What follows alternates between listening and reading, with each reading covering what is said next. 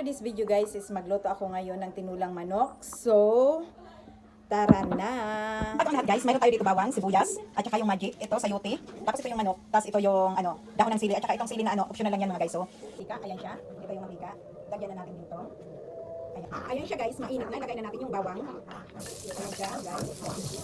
Sunod na natin guys yung sibuyas. And then guys, isunod na natin yung loya, ayan siya. Sunod na natin guys yung chicken guys. Ayan. So, takpan muna natin siya mga guys. So, ayan siya. Lagyan natin ng water mga guys. Yan. So, ayan na siya guys. Maraming tubig na linagay ko kasi yung mga tao dito, mahilig sa sabaw mga guys. So, ayan. Ilagay na natin yung magic. Guys, ilagay na natin yung cubes. Chicken cubes. Ayan siya mga guys. Ayan siya. Tinakpan ko muna. Tsaka pakuluan. Kailangan kong kulong-kulo siya. Ayan siya guys. Malapit na siya maluto yung manok. So, ilagay na natin tong sayote mga guys. Sayote. Ayan siya.